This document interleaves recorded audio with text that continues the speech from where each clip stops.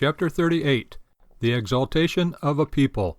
It seems very remote now, but when the British began their war against the American colonies, they faced a problem. Loose women were too few in America to provide for the troops, so the British War Office contracted to have 3,500 street prostitutes transported to America.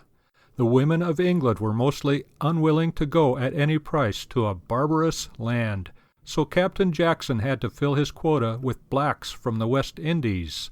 These latter women came to be known as Jackson Whites. This and like actions turned many colonists against the mother country.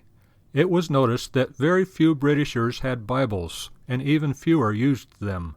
To the Americans all this spelled evil, and the prospect of God's judgment against the British.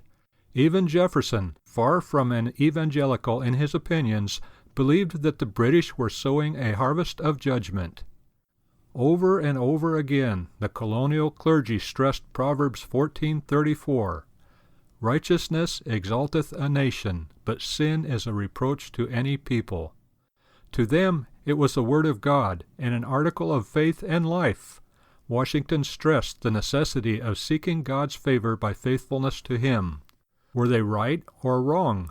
Were they simple-minded for believing that righteousness or justice before God is the most important element in a nation's strength, or were they wiser than the men of this generation? If they were right, then we are very much off base. Then, far more serious than any constitutional deviation is our religious and moral waywardness. Righteousness, the proverb tells us, lifts up and makes great a people, whereas sin brings a reproach or shame and disgrace to a nation. Faithfulness and justice before God bring grace, sin disgrace. The exaltation of a people is thus God's handiwork, and it is dependent upon our faithfulness to Him. The exaltation of nations is thus not political, but in the truest sense possible, religious. What men and nations do adds up finally to grace or disgrace from the hand of God.